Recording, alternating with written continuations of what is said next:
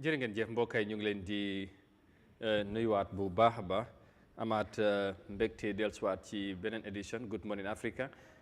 comme ni ñu koy defee saa su nekk bu waxtu bi jotee mbégte la ñu janoo ak yéen suba bu nekk ñuy waxtaanee réew mi ak tolluwaayam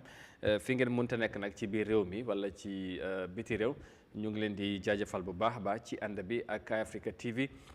surtout seen programme bi di Good Morning Africa tey nag mu yemoo édition bu mujj ci week bi ñu profito ci di leen wax juma mubarak fi ngeen munta yeewoo ci biir réew mi wala ci biti réew kon dama ko waxee ngeen ñooy bàyyi xel ñu ngi leen di gërëm baax ci ànd bi Eyeafrica TV waaye surtout tamit ci safo bi ak kolte bi ñuy profito tamit ñi ndokkale wala di ziar kilifa aada kilifa diine yi ci réew mi ci bés bu màgg bile di ñaan tamit jàmm ci réew mi yàlla defal ko ñëpp ñi nga xamante ni ñu ngi yeewoo ci suufi Gambia ak Gambien fu mu munta nekk ci àdduna ji yàlla defal leen jàmm bu baax a baax surtout ñi nga xamante ne saa su nekk bu waxtu bi jotee rek den dee ñëw ànd ak ñun di ñu bàyyi xel waaye tamit du ci yem di joxe seen ay xalaat ci lépp li nga xamante ne ñu ngi ko waxtaanee ci réew mi su ko defee ñu ngi leen di gërëm bu baax ci loolu xam naa tey tamit programme bi dina amati solo incha allah comme moom moo nekk édition bu mujj ci week bi dinañ ci yaatal waxtaan bu am solo. waaye tamit incha allah bu ci xëjee te dinañ jël seen ay réaction ci comment section bi surtout read ko out soo leen amee tamit leneen lépp lu ngeen bugg a laajte wala leerlu mun ngeen faa yónnee seen ay questions of course dinañ ko mun a waxtaanee ci jotaay bi comme ni ñu koy defee toujours balaa ñooy dalal suñu gan rek xam naa ne gan bu am solo la incha allah lañ dalal ci programme bi quickly dinañ dal di dugal suñ li nga xamante ne mooy partenaire bi rek Jah Oil appreciate leen ñoom ñi nga xamante ñoom ñooy gunge ci jotaay bi di fàttali Jah Oil compagnie doomi réew mi la ñu ngi gunge ci programme bi di ci jàpp bu baax di yëngu nag ci secteur yu bari su ko defee ñu appreciate leen in a bit dellusiwaat nag ci biir programme bi dalal suñ gan soob ak moom ci waxtaan bi te luñ bëgg a waxtaane am na solo bu baax a baax but balaa may ñëw ci loolu dama bëgg ñu dem jël short commercial break dellusiwaat léegi dalal ko nag soog a ñëw ci topic bi di nuyu Modou Mohamed Niang monsieur le directeur moom xam naa ne dinañu fekk ci jotaay bi ci kanam tuuti bu ñëwee ñu gën a yaatal waxtaan bi xam ngeen moom tamit mu ngi ci too bi di ànd ak CDS mooy Chief of Defence Staff di wër réew mi jamono ji ñu ngi ci West Coast Region te démb ñu jeexal fa tey ñu war a dugg biir KM utali Banjul xam naa ne li ci des bareetut ci too bi incha allah all right dinañ ci ñëw ci kanam di nuyu tamit Garme tey moom teewul waaye ñu ngi ko nuyu bu baax a baax waaye am nañ gan bu am solo nañ ko dalal léegi incha allah ba before den ñu ànd ak Jah Oil appreciate leen dellusiwaat léegi ci jotaay bi.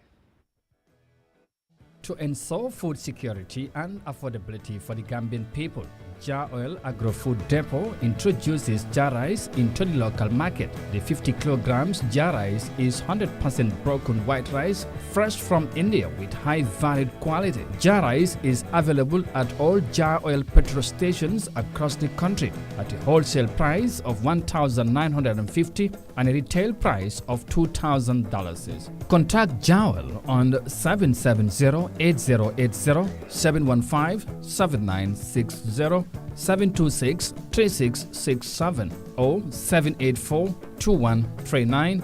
or yet still on 733-01321. Jah Oil Agro-Food got you covered for all your quality rice needs.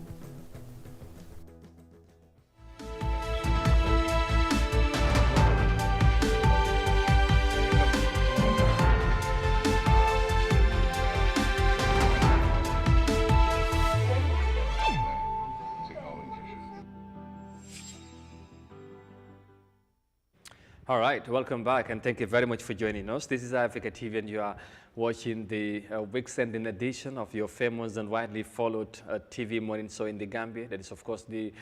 Good Morning Africa program, a program that comes away every week from Monday to Friday. And of course, 9 a.m. is the time when we shall be here to provoke discussion on some of the pertinent issues and developments and, of course, latest happenings in the country. So, by the way,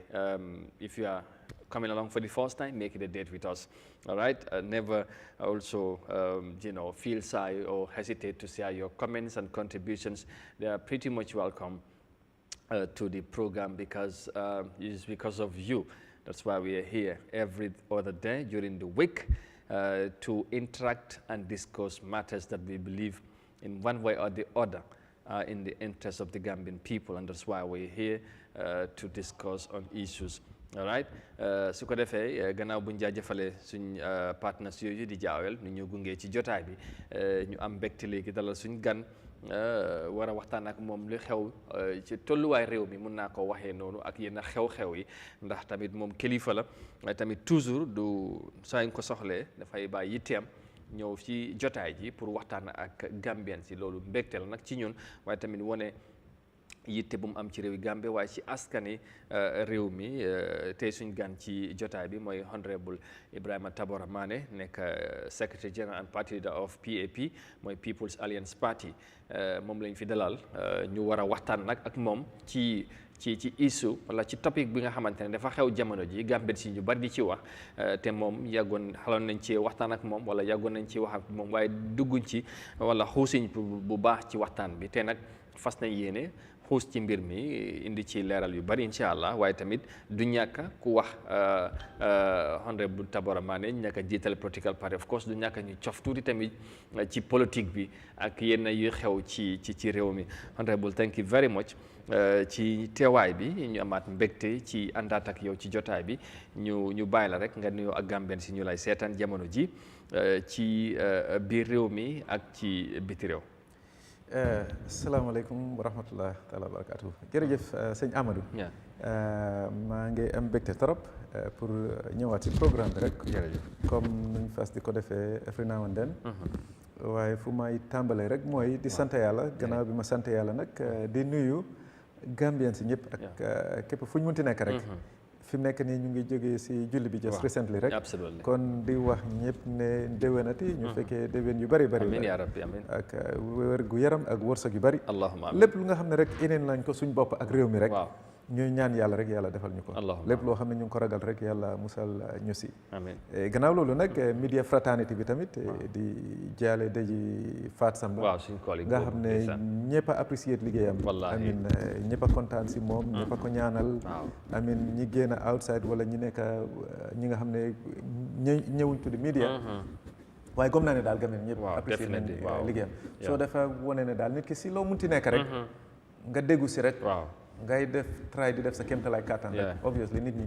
ñu wax la ak ñu ñaaka lay wax xamal ne ñu ngi koy apprécier waaw gannaaw loolu nag di àggal nuyu si Gambien si ñëpp ku nekk daal foo munti nekk rek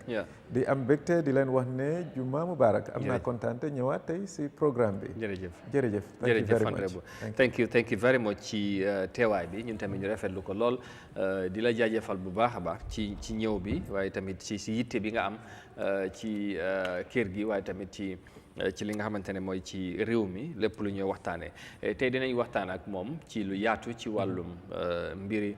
oil issue mooy yëfi diw ndax Gambia am na li nga xamante ne mooy diw wala amuñ ko ak buñ ko amee fan lañ ci toll ndax xam ngeen ne recently former président Jammeh génn na wax ci mbir moomu leen ba coow li bari ñu gis nañ ci réaction yu bari ñu jàpp ne nguuri Gambia war naa génn wax gis nañ Ministry of Petroleum tamit génnee bataaxal weddi yenn tuuma yi nga xamante ne wax nañ ko te moom mu ngi yëngu tamit ci secteur boobu moom honorable Ibrahima Tabora Manneh dinañu dimbale bu baax pour ñu xam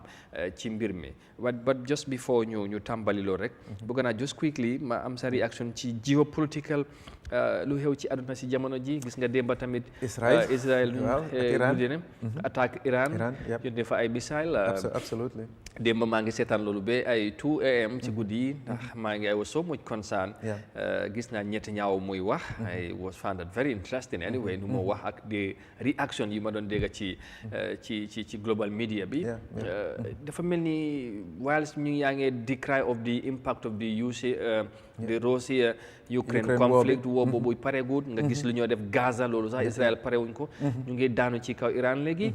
and you look at also what is happening in US with Donald Trump global geopolitical crisis so you as a party leader loolu ban gis-gis nga am ci yu mel nii lii nii ku understand àdduna ni moo doxee doo surprise bu baax di nga xala am jaaxle waaye jaruta tiit noonu lii xew mooy ne si wool bi man ni ma ko gisee mooy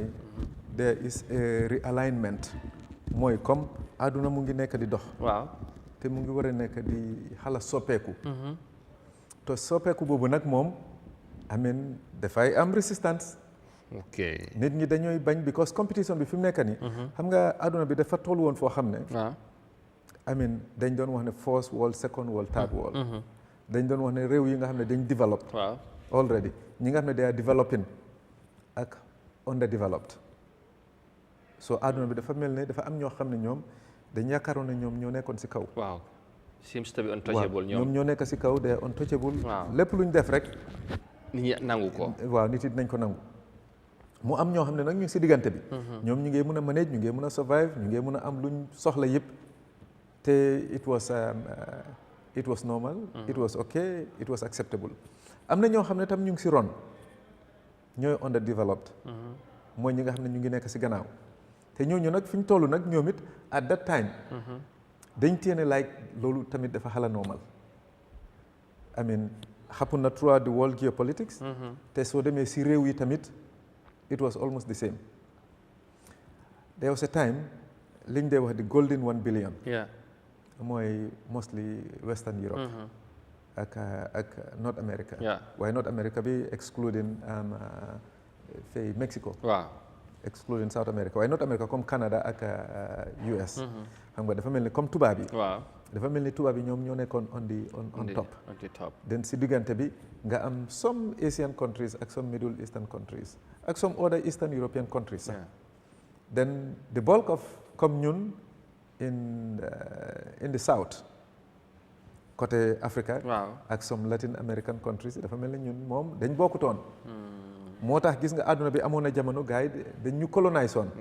not history way back because soo demee as far back di nga fekk ne even blacks itam xëy na amoon nañ seen jamono you get the Greeks and the Romans waaye damaa ñëw comme what is happening now so dafa mel ni àdduna bi noonu la tegee woon te everybody was comfortable with that te among the golden billion ñi nga xam ne ñooy comme tubaab yi ñoom it seen kaw am na ñi dominate foofu tamit te juu si ñoom si ñooñu lañ bokk ñu naan leen al yahud ñoom dafa mel ne dañ gënoon a jàng te fu ñu dem dinañ mën a dominate sa économie dinañ mën a dominate media bi dinañ mën a infiltrate government ñu am si a lot of influence ndax dañ xareñ waaw waaye ma ngi ko doon wax si suma benn programme just recently te fekk Israel I think it was about sometime around Monday or Tuesday ma ngi doon wax pour Gambie ni ñu war a ñëw together ne suñ ko defut ma ne ñu jël exemple seet juus yi te li ma doon wax si juus yi nekkul ne ñu jël seen diine nekkul ñu jël seen aada waaye ma ne leen juus yi li ñu def mooy dañ ñëw together soo demee in the US America ñoom juus yi they are not more than 2.5% of the population out of 300 million plus waaye ñoom dafa mel ne nguur bi ñoom ñooy decide kan mooy nekk président te ku toog da ngay loyal to them fa nga sóoraale leen da ngay loyal to Israel in fact da ngay proud sax ne man dama associate ak ñoom wala dama am seen deret président bu ñëw nag da ngaa wane ne Israel moom is a small country waaye yow da nga ko jox and you wonder why sometimes am na ñuy wax xanaa America dañuy ragal Israel lu xew la mooy problème bi ndax dafa am luñ leen fu ñu leen téye wala luñ leen amal xam nga wala comme dafa am the first thing is Israel Jews yi dañ unite mooy seen first number one weapon unity mooy ne dañ unite dañ bennoo gis nga Israel bu nekkee ne Jews bu nekkee Gambia fii soo ko ñoppatee nga ngoroti ko ñëpp ñooy jóg ki nekk Sénégal dina jóg ki nekk Morocco dina jóg ki nekk Amérique dina jóg ku nekk Russia dina jóg ku nekk ak fu ñu munti nekk si àdduna bi dinañ jóg supportante so ñoom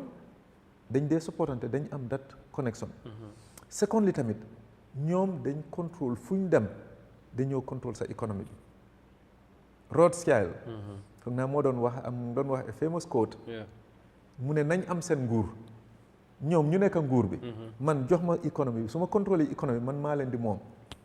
te soo seetee àdduna bi lu bari borom alal yi ñoo moom nguur yi wala ñooy jëflante ak ñoom because nguur day jëflante ak borom alal yi pour mu mun a am dara pour mu mun a su ma waxee pour mu mun a am dara nekkul ne pour réew mi am dara dem kanam de waaye pour ñoom individually seen interest da ngay gis bu ñu la waxee even Afrique soo ñëwee Afrique wala nga dem fenn suñ la waxee borom présidence yi ñiñ dee gën a amal affaire ñiñ dee gën a fonka mooy business people di nga fa fekk ne ñoom la ñuy partnal suñ bëggee meeg xaalis si ñooñu la ñuy wéru pour mun a am xaalis président boo gis xëy na lu bariwul pour nga dégg président ne xam nga xëy na ñu ngi doon dégg amin during the Second Republic léegi rek ñu ne dem nañ Central Bank président mun nañu jël waaye most président duñ ko defee noonu dañooy wéeru dañooy use borom alal waaw am fuñ jaar ñu jox ko advantages mu am monopoly ñu jox ko support di ko jox government contracts di ko bëgg ubbil ay bunta muy make xaalis yu bari si loolu nag ñoom it ñooy am seen bos so lu bari noonu la dee wokkee so ñoom nag li ñu def mooy économie bi dañ ko contrôle few things soo demee indi US ñoom dañ dominate économie bi boobu benn la secondly ñoom ñoo dominate media bi te ñooñu nit ñi nag loolu dañ koy lifin waaye the media is very powerful it is absolutely because media moom mooy direct nit ñi seen gis-gis ak seen xalaatin parce que moo leen di informe ne leen ne lii moo xew moom moo leen di gëmloo loo xam ne sax moom nekkul dégg sax su buggee mu gëmloo leen ko so ñoom soo demee di nga fekk ne fu ñu dem dañoo target few things économie bi dañ koy contrôle media bi dañ koy contrôle then government bi ñi fa nekk dañ leen di contrôle loolu soo ko amee rek soxlatuloo dara réew boo munti dem soo si àdduna bi nag America dafa mel ni mooy one of the most powerful countries in the world yaa ngi America ak Russia waaye soo demee foofu fi mu nekk nii ñoom ñoo contrôle America lu ñu bëgg a America def rek loolu lay def ñoo contrôle seen nguur bi so Israel soo demee in the Middle East motut jiw si nekk Israel même arab yi ak christians sax bari nañ foofu in Palestine in Israel bari nañ foofu torop waaye within the Middle East di nga fekk ne Israel dëkk bu ndaw la bariwut noonu waaye moom dafa mel ne moom rek mooy giant bi in the Middle East loolu la wone te less than motut 10% absolutely seetal Iran rek Israel is barely slightly over foog naa over a little bit foog naa over 10 million or so ñii ñu ngi boori I think 80 something million if my memory is not wrong waaye with all that sooy laal Israel nekkuloo di xeex ak Israel xamal ne yaa ngi xeex number one contexte yaa ngi xeex ak ñoom because biñ laalee parce que ba nga xam ne suñ nit ñi dañ amul dat courage waaw foofu la dañ amul dat fit non ñun soo demee si dëkki arab yi sax dafa mel ne Israël lu mu def rek am na ñoo xam ne sax dañ see ànd daf leen amen duñ si mën a wax dara duñ ñemee dara amen tubaab bi dañ leen di gis ne comme ñii dañoo xamul dara ñun moom dañ ñoo téye ne ñun moom ñu ngee nelaw waaye dañoo téye arab yi ne dañ xamul dara so Israël lu mu fa def ku ko neex mu attaque te ba pare ñoom seen xaalis yëpp arab yi ak seen xaalis yëpp société lu si gën a bari yëpp ñu ngi koy liggéey outside te juus yi nag nga ñëw si loolu wan am nañ xaalis wala économie dañ see active dañ si xarañ media bi dañ see xarañ ba pare nag dañ dee jàng torop waaye dafa am loo xam ne affaire yi psychologie la dañ gëmloo seen bopp te du lu am te du lu dégg waaye dañ gëmloo seen bopp ne ñoom ñoo gën nit ñi ba nga xam ne am na ñoo xam ne sax xal nañ koy gëm mooy moo tax ñu ne ñoom ñooy di chosen people mooy ne ñoom lañ tànn si àdduna bi dafa mel ni ngénneel xam nga dañ koy lifi rek waaye di chosen people ñoom lañ choose ne ñoom ñoo gën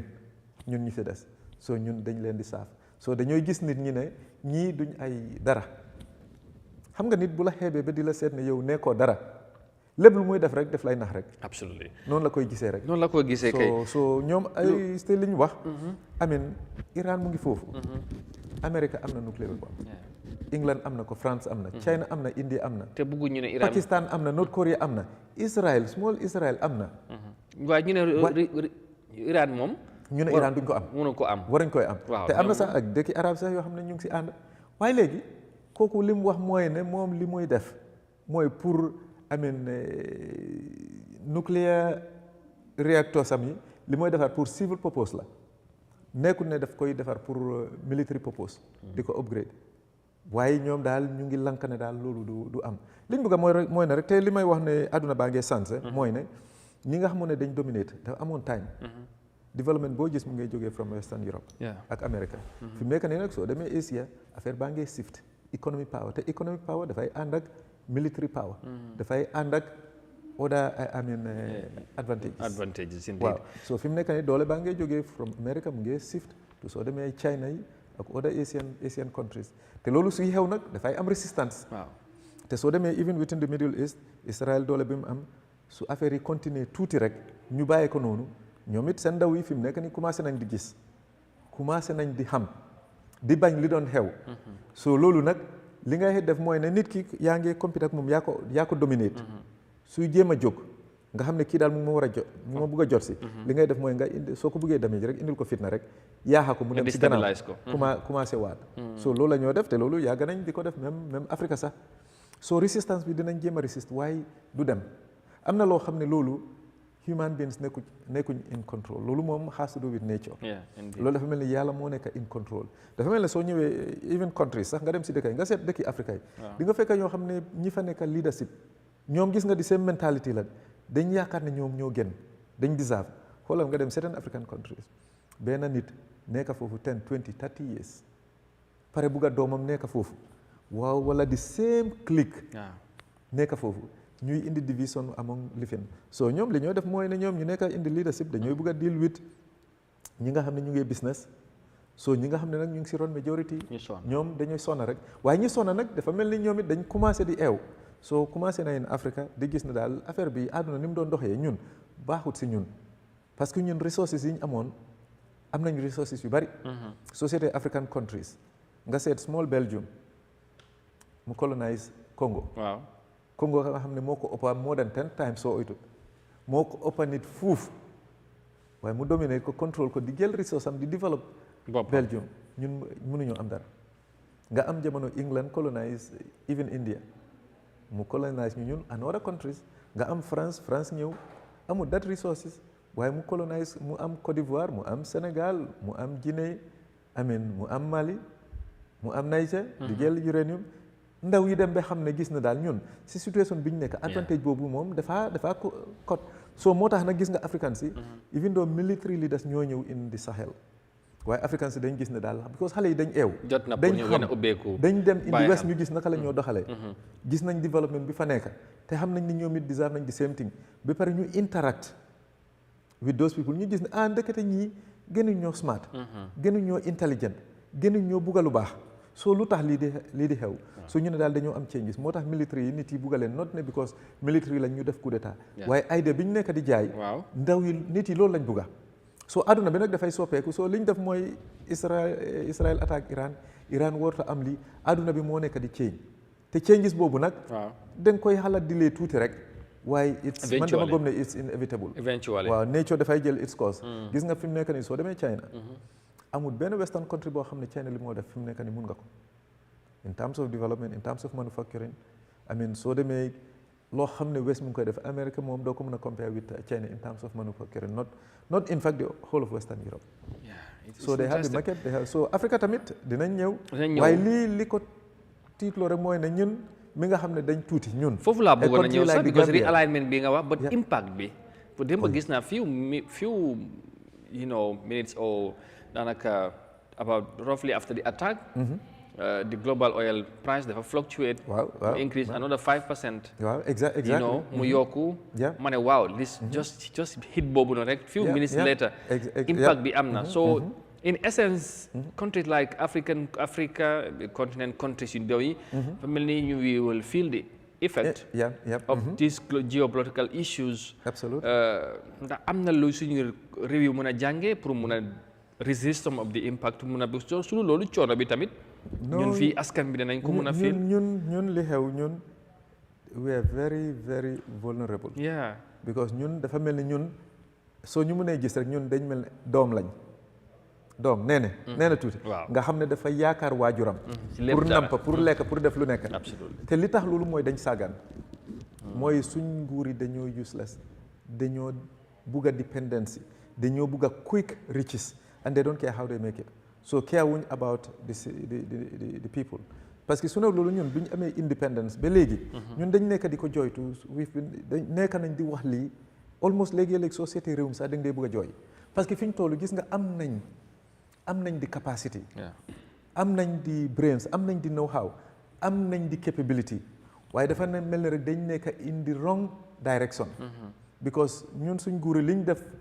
te mu façon mooy ne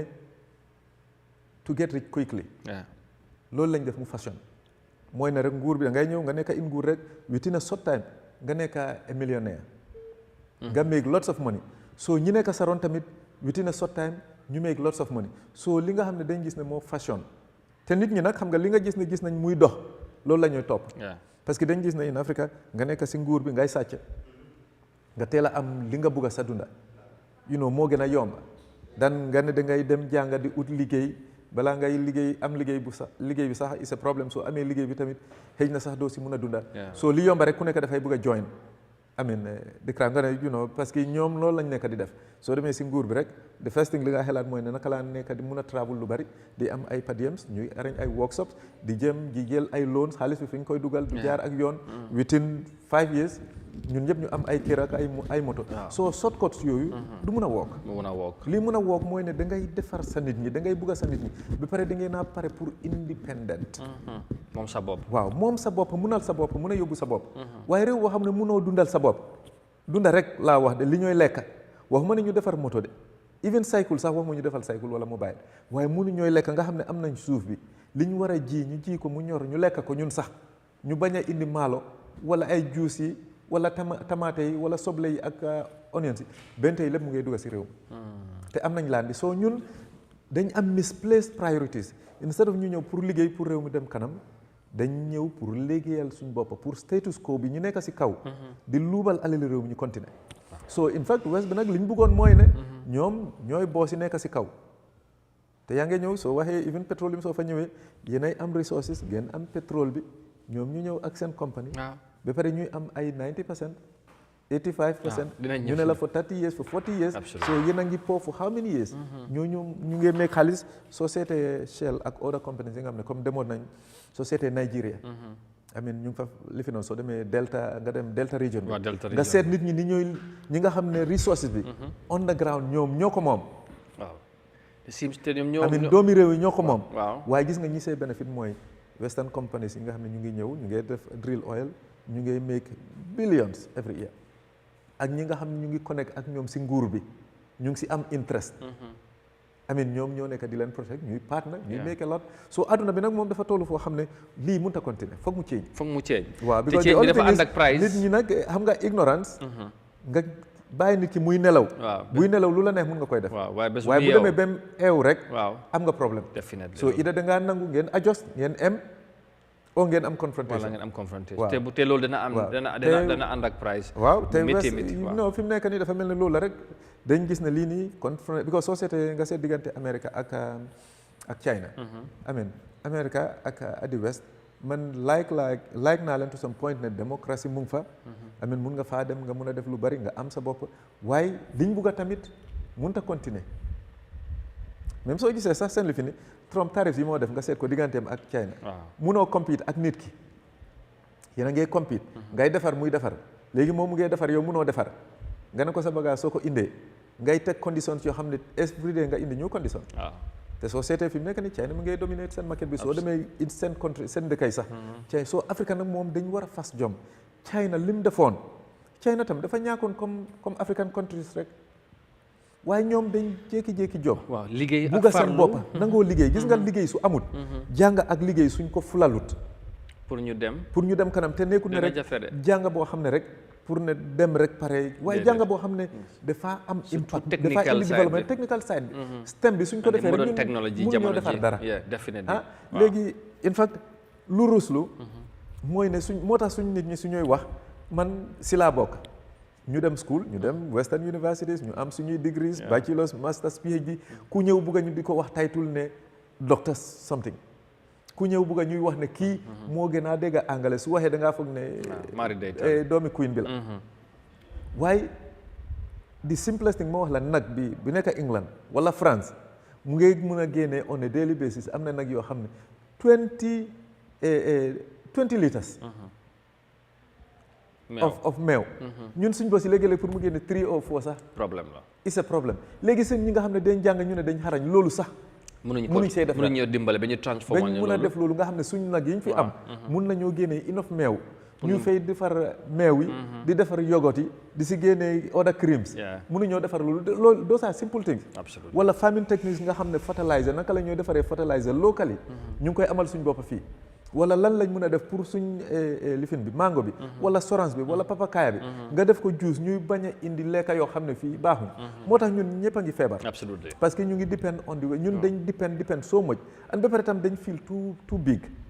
foog ñu xam ñun fuñ toll ñu admit na waaw ñun daal tey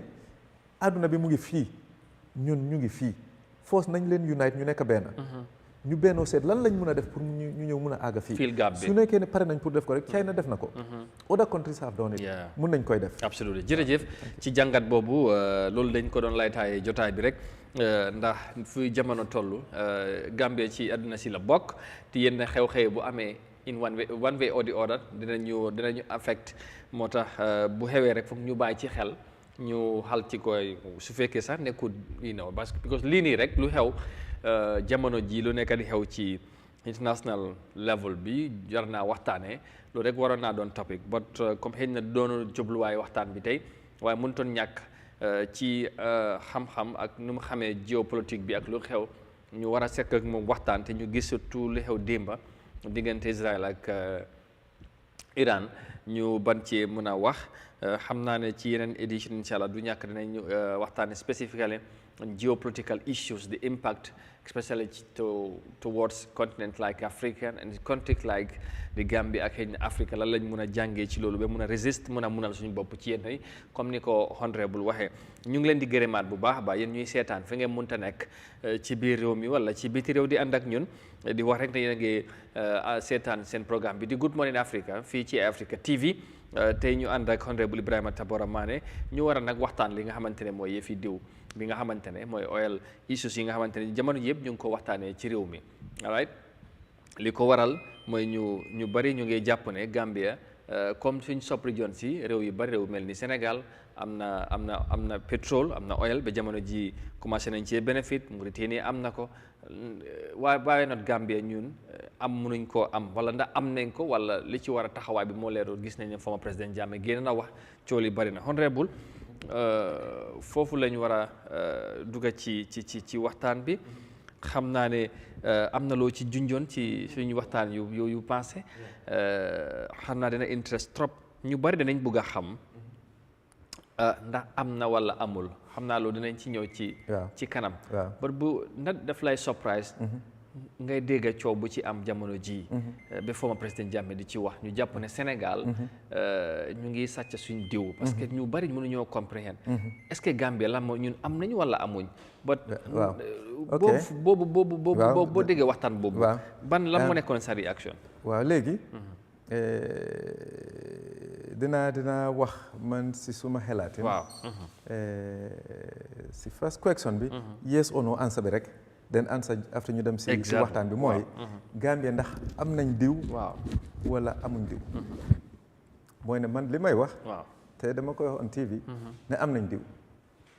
Gambia waaw Gambia am nañ diw am nañ diw foog ñu ñëw to the history of diw gis nga réew boo gis yàlla am na lum la gis jox te ñun am nañ abundant resources am nañ resources yu bari si réew mi ñàkk a xam rek la waaye am nañ enough resources pour réew mi lépp lu mu soxla amee mu mun a développer boppam li nga xam ne soxla nañ ko yàlla jox nañu ko waaye tey ñu ngay wax diw waaye su nekkul diw sax même suñ garab yi suñ suuf bi géej gi ak lu nekk si suuf bi ak li nga xam ne ñu ngi koy génnee soo demee am na Sanyang ñu ngi wax boori Katong ñu ngi doon wax diw ab in Katong area waaye xam nga comme elminate bi ñooy wax sax ne ñu ngi koy jël boori Sanyang ak even up country boori URR ñu ngi doon wax foofu prospect diw waaye affaire diw dañ ko wax a long time depuis First Republic waaye ñu ñëw rek pour the history of the diw xam nga wax naa ne am nañ diw xam naa ne kuy wax rek dina dem ne rek ñu ne am nañ diw den ñu lifin waaw léegi ndax Sénégal mu ngi jël suñ diw wala jëlul ko ci waxtaan bi loolu moom beneen waxtaan la dinañ si jot a egga waaye pour ñu understand suñ diw mooy Gambia dafa am li ñoo wax comme blocs yi ñu am pour diw yi nga xam ne yaakaar nañ ne foofu am na diw mooy blocs A1 A2 dafa mel ni bii dafa nekk si kaw bii nekk si suufam xam nga dañ am booda ak Sénégal si géej gi ñu am blocs A1 A2 mu ngi si gannaaw dafa mel ni 1 2 3 da nga am 4 5 6 xam nga 1 dafa taxalanteeg 2 boobu taxalanteeg 3 so 2 moo nekk diggante 1 ak 3 then si round 1 nga am foofu 4 nga am 5 6 so dafa mel ni 1 2 3 then mu ñëw 4 5 6 so dafa mel ni 1 ak 4 ñoo nekk di ànda 2 ak 5 di ànda 3 ak 6 di ànda te pour nag ma ñëw wax leen tuuti history rek li tax man nekkut ne wax bi léegi laa ko commencé maa ngi ko doon wax 2021 jotoon naa koy wax time boobu maa ngi dugg as in politics ne lii war nañ koy seet affaire yi diw bi then am na suma beneen programme maa ngi doon wax affaire yi diw bi fekk sax dégguma ñu bari sax ñu wax affaire yi diw bi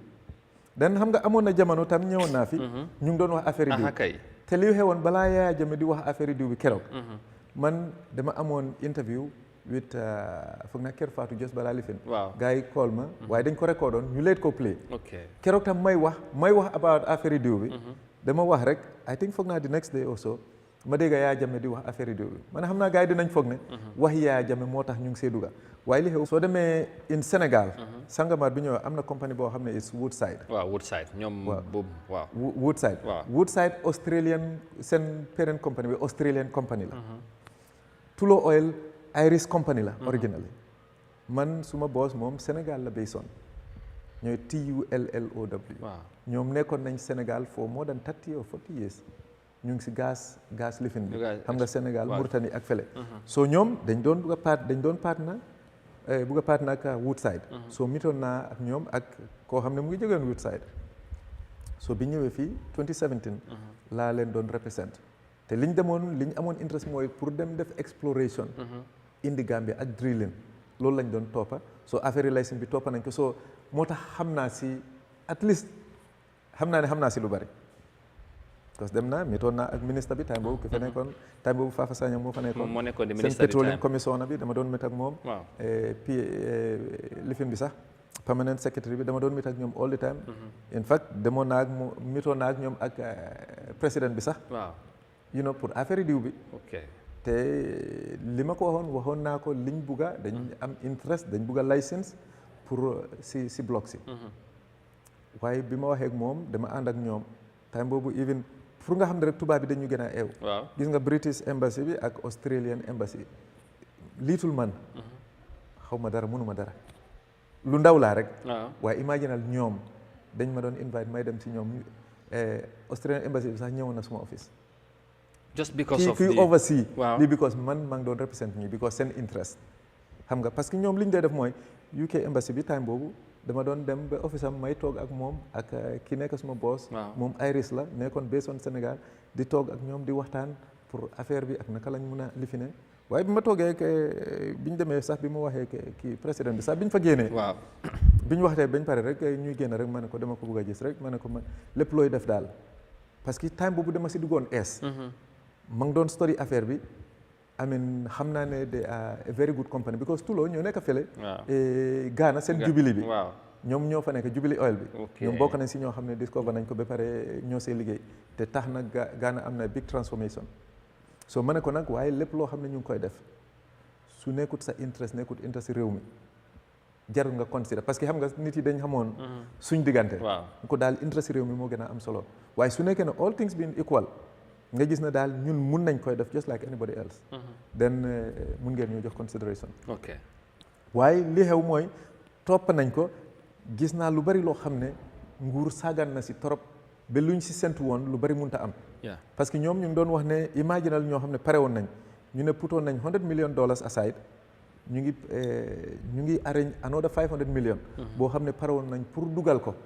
indi Gambia man si suma waxtaan ak ñoom waaw Tullow la moom ak Woodside waaye ñoom ñoo fi doon nekka ñuy liggéey ak Woodside parce que liñ bëggoon li ma understand oon den mooy ne Gambia fi mu am diw ak Sénégal fi mu am diw dañ jege wante trop xam nga Sangomar bi ñuy wax Sénégal ñu ngi nekk di fa drill léegi commencé woon nañ foog naa in 2024 xam nga gaal bi waaw te loolu mu ngi si biir géej bi waaw si biir géej gi léegi waaye blocs yi nga wax ne waaw pour mu gën a leer ci nit ñi ñun si suñ territoire la nekka wala comme loolu dafa jege Sénégal trop si dafa jege c'est almost si booda bi xam nga comme booda baa ngi nii rek ñun suñ bloc bi mu ngi nii xam nga dafa mel ne comme buñ ne A1 waaw A1 A2 I think A2 A5 if I'm not wrong foog naa am na yoo xam ne dina dem ba 2600 square kilometers yes if my memory is right ok waaye xam nga comme area bi dafa mel ne nekkut ne yëpp moo nekk diw ok area boobu dafa am diw dafa mel ne ñi nga xam ne dañ dee ut diamond rek xam nga mën nañoo wax ne fii yëpp xam nañ ne dafa am diamond because gis nga 1 ak 2 diamond nekkut ne xeer boo ekkati rek diamond la waaye dina am areas boo xam ne di nga fa fekk ay doj yoo xam ne mën nga faa am diamond so diw bi tam dafa am comme 10 so géej gi area boobu la ñooy seet ñu ne foofu soo fa demee di nga fa fekk di well ok so si bloc boobu soo fa gasee di nga fa fekk loo xam ne mun naa am comme yow diw bi nga soxla so obviously am nañ diw ok léegi so wells yooyu they are very very close to Sénégal because dañ nekk si border bi area bi ñu nekk Sangomar fi mu nekk ak ñun suñ diw bi fi mu nekk yëpp dañ Sénégal seen bos bi dafa nekk daanaka close to the Gambian border Gambia bosam bi mu ngi si close to Senegalese border soo dafa mel ni ñaari border yi seen diggante diw yi daanaka si boor yooyu lañ nekk sorante wuñ ok yeah am na solo léegi tudda nga Tullow company bi nga doon represent yes te ci négociation si yaa ngi woon ci biir yes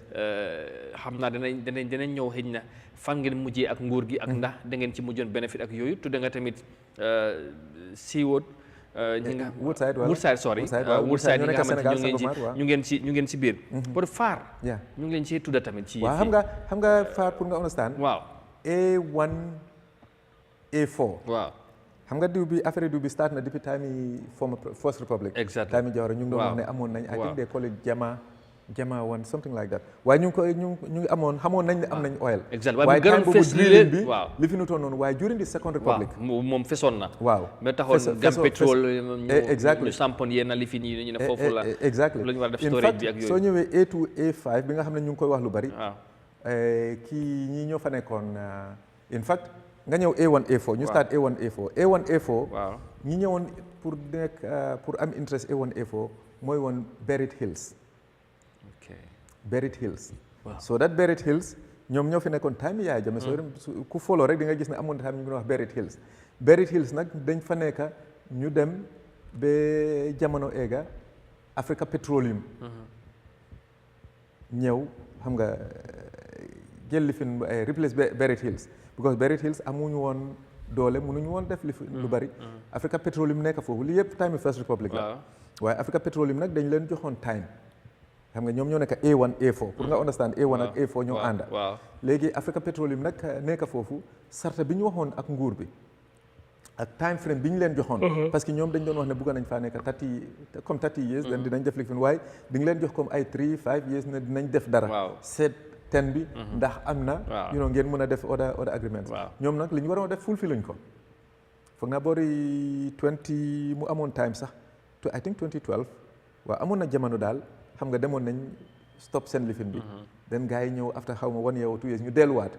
biñ delsee waat gars yi négocier taat ak government ñu defaat another agreement ne foog naa before end of 2016 la waroon nañoo def at least dara liggéey boo xam ne dina wane ne am nañ diw bi confirm nañ ko te xëy na su nekkee ne am na prospect wala dinañ ko commercially viable dinañ si mën a liggéey loolu it gars yi fulfilluñ ko soo time bi ñu leen jox nag mu expire soo gars yi bugg a renewal soo nguur bañ pour renew soo far loolu nag élection tam am beneen nguur bu ees bi ñëw soo in fact ñoom sax demoon nañ pour dem arbitration ak nguur wane niñ terminaté seen licence correctut waaye fi nga xam ne ñun dañ amut confidence ba pare dañ ñoo lifinut Africa Petroleum ñu am seen parent company waaye li ñu dee def mooy lu bari dañoo ñëw register a subsidiary mooy compagnie boo xam ne dafa laalanteeg ñoom ñu def ko a local company comme ñu ne Africa Petroleum Gambia xam nga loolu dafa mel ne dañ ko Gambianise exactly léegi lii moom xew mooy ne dafa mel ne local company la parent company bi xëy na siya bi mu fa am rek dafa nekk ay limited liability loolu rek nga leen mën a amee suñ defee naka nu dut noonu loolu rek nga leen mën a toppee c'est lu bari luy nekk lu bari waaye nag ñoom condition bi ñooy waxal africain si mooy ne suñu amee any issue ñuy def arbitration nga ñëw register Gambia as a Gambian subsidiary of a parent company waaye dañoo dem Angleterre wala si tubaab bi pour ñu àtte waaw pour ñu àtte te tubaab bi ñoom dañoo jàppalante rek den Africa Petroleum nekk foofu defuñ li ñu war a def nangu ñoo continuer seen lifin waaye eventually BP ñëw woon interest during the Second Republic sorry Third Republic. BP ñëwoon nañ fii ñoom it amoon nañ interest. demoon nañ di check waaw te BP is very big. one of the biggest among the biggest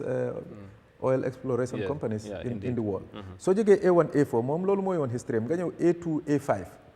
Erin Erin moo fa nekkoon Second Republic.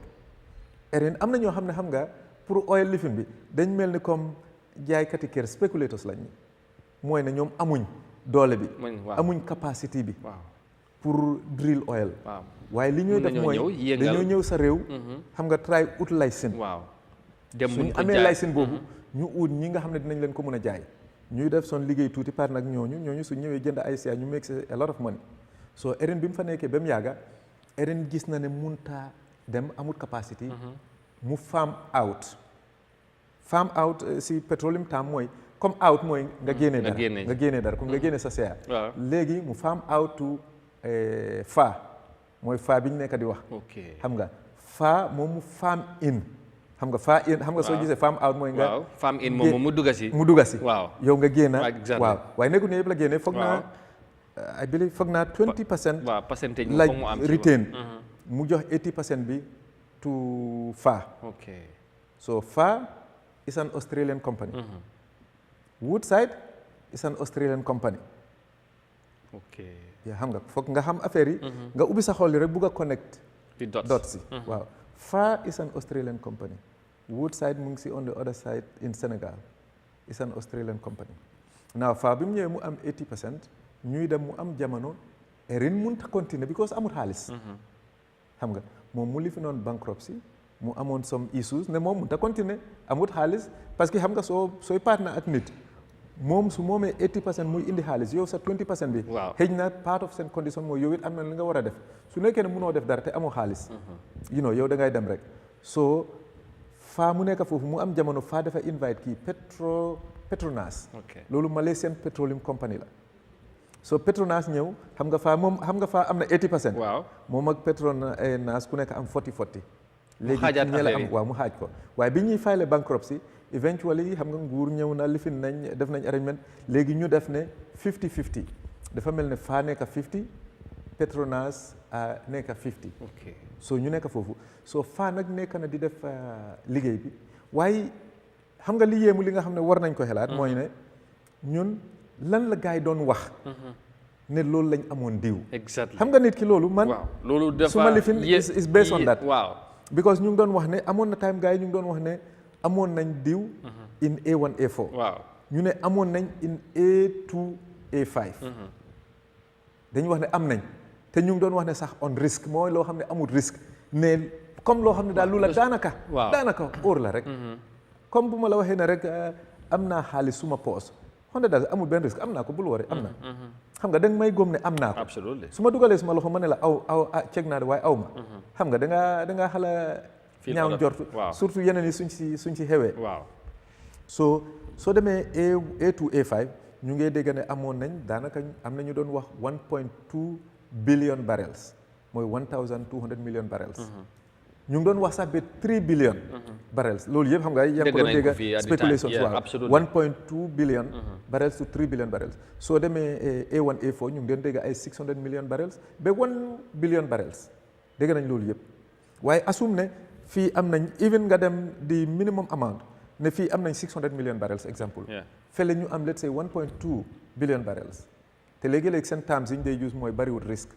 yooyu mooy ne rek comme daanaka confirm nañ quality bi tamit baax na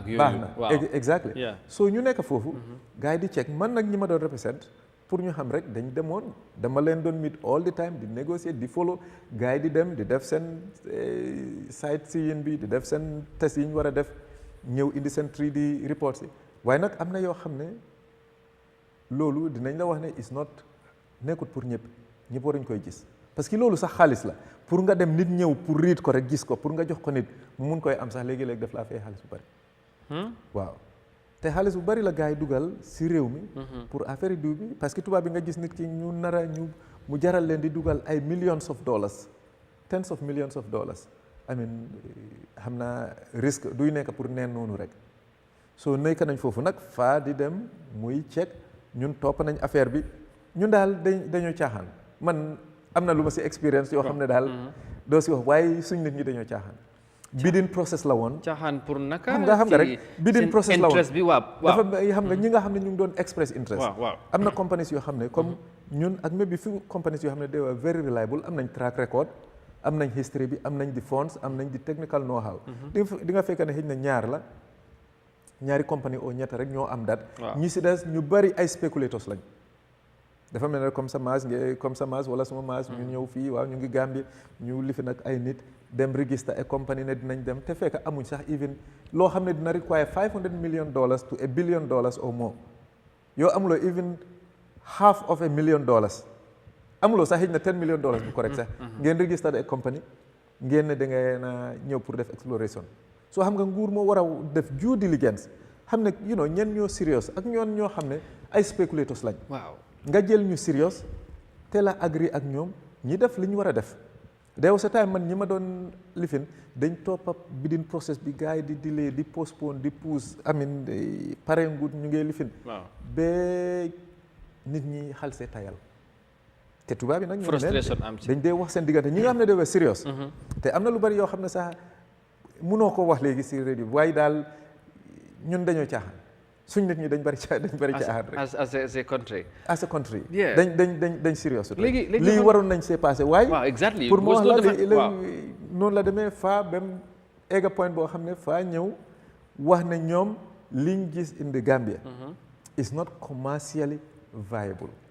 te nit ñi foog ñoo understand loo xam ne is not commercially viable xam nga lu tax ma ne la diw mu ngi fa su nekkoon ne ñoom dañ ñëw ñu ne diw nekkut foofu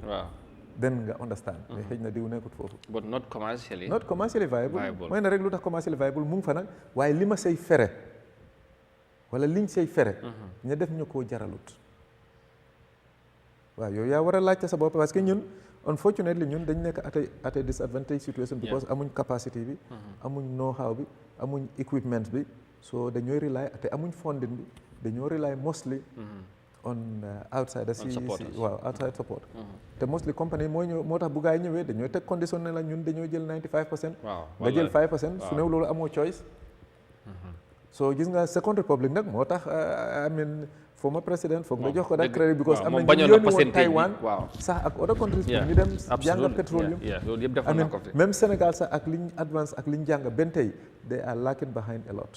so am na a lot of expertise soo seetee ay Middle Eastern countries yi ñoom it noonu lañ commencé woon di jël tuuti di bulk muy dem to other countries waaye over time dinañ build capacity dinañ am di know how ba pare dinañ mën a commencé di génn benefit waaye loo munti am ak lu mu tuuti dina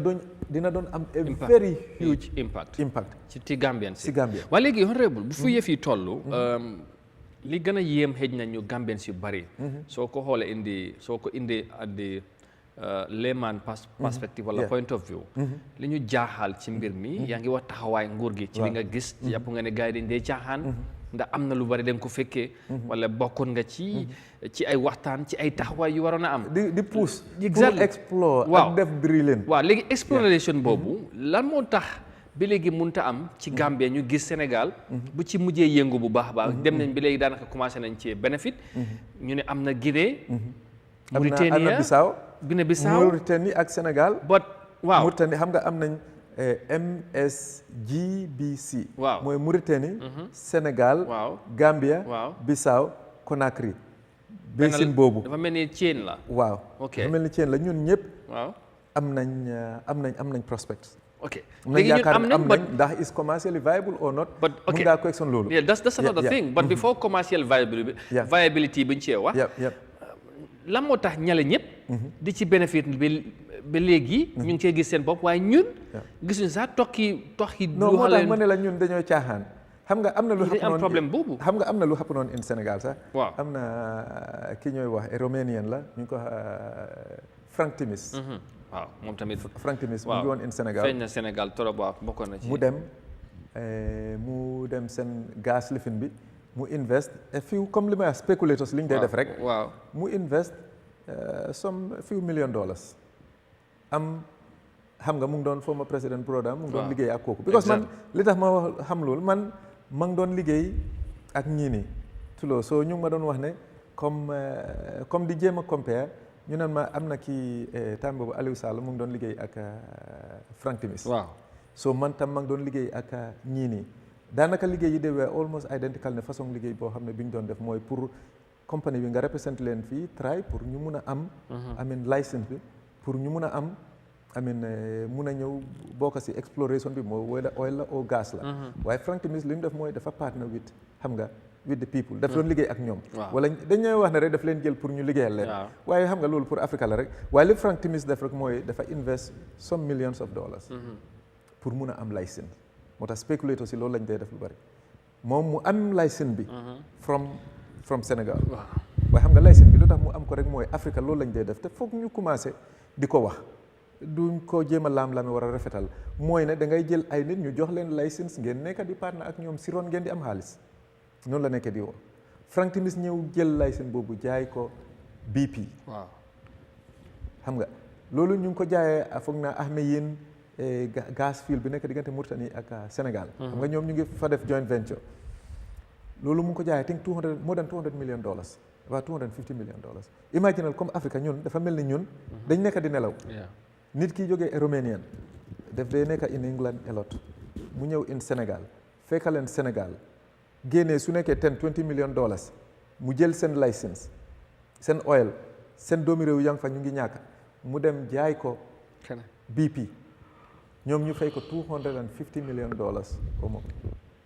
250 million seen nit ñaa ngi fa ñu ngi ñàkk school si mënuñoo baax li fi ni mënuñu xam nga ñun africains yi dañ am complexe rek dañ gëm ne rek nit ki moom dara bi bu weexee rek ñëw rek moom xam na lépp mën na lépp absolutely te foog ñu graduate from that so gannaaw loolu nag royalty bi mu arañoon ak ñooñu mooy ne comme liñ koy fay over the years xaw ma 30 xaw ma 40 years biñ ko xaymee war naa mën a dem about close to $10 billion dollars lay wax de close to $10 billion so dafa mel ni generational wealth jël nañ dañ ko transfer to one individual to an individual nga xamante ne du doomi réew mi sax waaw so ñun african bi daf ñoo jaral alali réew mi waaw ñu jaay ko nga pour interest few people so comme soo ñëwee faa mu ngi woon Gambia mu ne is not commercially viable li nga doon wax ne dem nañ Sénégal Woodside faa seen siyaasa foog naa ñu ngi woon ak Woodside daay I think foog naa Sangomar foog naa waaw faa mu ngi foon because ñoom jaay nañ seen share to Woodside yes I think to Woodside so léegi ñoom jóge nañ fii ñu ne fii amul dara fi ñu nekk ñu def fa deal bu baax am lu ñu war a def li ngay connect mooy ñoom ñoo jógee benn réew war nañoo xamante seen nit ñu war nañoo xamante obviously Gambian business people ñi nekk Gambia fii même soo nekkut businessman su nekkee ne yéen a ngi business kii multimillionaire la kii mu ngi try tuuti yow yaa ngi amee fii dara moom mu ngi nekk di other side yaa ngi partner ak moom yéen mun ngeen a jokko si loo xam ne dafay nekk seen mutual interest parce que at the end of the day interest bu bari loo xam ne ñu ngi ko fay am mu ngi dem si seen réew mi so mbir mi faa dafa dem jaay seeyam léegi ñii ñëw nañ ñu ne ñoom am nañ waaye man li may wax ndax Sénégal ñu ngi jël suñ diw wala jëluñ ko loolu I am not in the position pour wax loolu because xaw ma that technical ability bi xaw ma evidence bi waaye simple common knowledge doomi aadama la tey soo defee research in other areas am na yeneen dëkk yoo xam ne def nañ those joint ventures ñu ngi am seen within the same maritime border ñu ne seen offshore seen oil yi comme dañ jege wante wala sax ñu ngi taxalante waaw Sénégal ak Mauritanie c'est a very clear example gaz bi mu ngi Mauritanie mu ngi Sénégal ñu ngi jegente liñ def mooy ne ñu partner ñuy process ñuy jël ku nekk di si mën a am dara te man dama gëm ne bu nekkoon ne suuf bi is the other way round man loolu dama ko gëm su nekkee ne is the other way round mooy ne ñun ñoo nekk Sénégal moo nekk ñun wala boog oil bi Sénégal la nekk ñu ne dañ koy explore Sénégal mu ngi amee lifin su nekkee ne Sénégal moo comme ñii drill ñu ngi Gambia te ñun suñu interest Sénégal dañ xam liñ deserve dinañ mun a ñëw won ñu ne proximity baa ngi nii lii dafa jege wante même ñun suñ boss if it is not commercially viable waaye mun nañoo partner ñun ñëpp di si njëriñ because yeneen dëkk yi loolu lañ dee def rek dañ ngeen jegeñante diw yi dañ jegeñante amin parce que moo tax man ñii loolu lañ doon wax time boobu bi ma leen doon represent li tax ñu gën a bëgg a Gambia fii nii because gis nañ ne seen partners ñi nekk on the other side ñu ngi side Sénégal ñoom ñu nekk ñoom su ñëwee side Gambia ñu am ñaari nga gis sooy def drilling bi joint cost bi day gën a yomba so dafa mel ne da ngay mën a drill ñaari yëpp within the same lifin within the same area so bu nekkoon ne Sénégal la woon dinañ doon négocier ba nga xam ne dinañ am joint partnership man gëm naa loolu so ñun li xew mooy ne suñ nit yi dañ téye rek nit ki ñëw rek ne la waaw lii am na ba nga gëm ne am na ba yaa ngi koy tiitaroo Tami Jawara ñu ngi doon wax ne diw bang fa Jammeh ñëw di wax ne alhamdulillah wan foog na alhamdulillah wan mu ngi fa foog naa A1 la doon wax ne alhamdulillah wan ne am nañ diw téye dis bi di wax fekk déggoon na parce que time boobu ñoom Beret Hills ak Africa Petroleum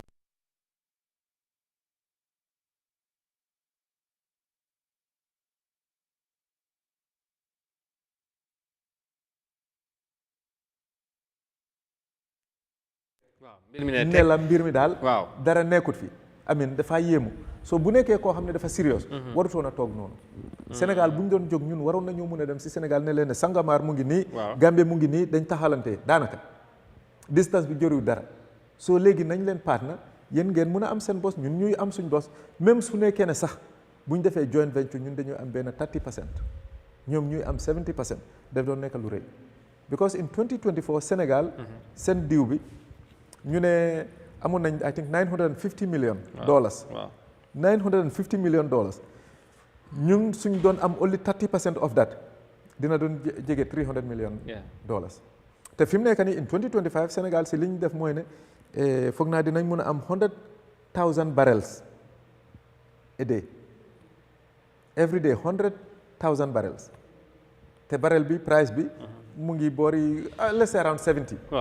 around $70 lay wax de around $70. so ñoom su nekkee ne ñu ngi mën a def 100,000 barrels a day dinañ am more than 2 billion in 2025 ñu ngi amoon almost 950 so imaginal ñun su nekkoon ne ñun doon am 30% of that bokkoon nañ ci ñu nit ñuy contribute let's say 30% ak lu mu tuuti su nekkoon ne join noon nañ def doon gën a yomba lan moo ñu ko xañ as a country that's what people balaa ñoo ñëw ci coow ok because jot ngaa leeral sax xamuloo ndax Sénégal mun nañoo sàcc suñ diw bi comme ni ko Jammeh di claimé wala ni mu ko waxee ni mu ko claimé man mënuma koo claimé noonu waaye man lu mun a nekk la ndax mun naa nekk waaw lu mun a nekk la distance bi sori wut yow nekkuloo fi ñu koy génnee ñoom ñoo fa nekk ñoo fa amee seen equipments te xam nañ in terms of technicality loolu moom mu ngi fa pour mun a nekk Sénégal technical know how bi fi mu nekk nii di extract from bi nga xam ne mu ngi neighboring country within less than a kilometer loolu it's a possibility. It's a possibility. Okay. Waaye léegi the Minister of Petroleum génn nañ di rebut those claims wax ne loolu mënut a am ñoom loolu Jammeh def ko wax rek allégation yooyu xam nga wel bi li ñuy wax mooy ne wel bi biñ paree dañ tëj wel bi siil ko ak yooyu siil ko ak lifin kan moo fa nekk di witness na dañ ko siil kan moo fa nekk di witness among the Gambians ko wax ne mun naa wax authoritatively ne ñoom li ñuy drill laaluñ Gambian oil dañoo spéculer rek ñun yëpp comme man ak yow ni ñoo gesee gis nga ñoom tam noonu la ñuy gesee même suñ la dugalee seen copta bi ñu yóbbu la seen rig bi ñu taxawal la foofu won la lifin bi ne la waa Gambian border baa ngi nii gis nga suñ la yóbbee si ndox bi ñu ne la border baa ngi nii mun nañoo nekk biir Gambie sax ñu ne ñu ngi biir Sénégal lan nga see xam ok xam naa ne léegi technologie mun ngaa jéem a use lifin yi pour seet waaye gis nga pour ma wax la ne technologie fi mu toll nii suñ nit ñi dañ xamangul rek foog ñu admit loolu waaye liñ mun a def mooy ne dañ nekk very bad negotiators as a country waaw dañ nekk very bad negotiators I mean between us and Sénégal ak between us ak ñi nga xam ne ñëw nañ fii pour wan ne li fi nañ parce que même erin bu ñëwoon sax ne it's not commercially viable government li ñu waroon a pousse mooy ne lan lañ mun a def pour lii ñu mun see benefit ndax mun nañoo try that joint venture with Sénégal nga xam ne Sangomar because dafa close to A2 ak A5 te ñun A2 A5 déggoon nañ ne am nañ this prospect lan lañ mën a def pour ñu mun a partner ak ñoom ñu dem si Sénégal wax ak ñoom seriously amin lii foog nga initiative foog nga creative te am nañ Gambians ñi nga xam ne ñu ngi si industrie bi outside waroon nañoo taab seen expertise advice te dinañ ko mën a def for free loo xam ne dinañu wax ne waaw other countries lii lañ defoon it's not a new thing yéen i trial leen ngeen def loolu waaye Sénégal ñoom they have done nothing even su nekkee ne sax ñu ne Sénégal mu ngi jël suñ diw su nekkee ne su nekkee ne istro sax ñu koy ñoom seen interest lañ nekk di protect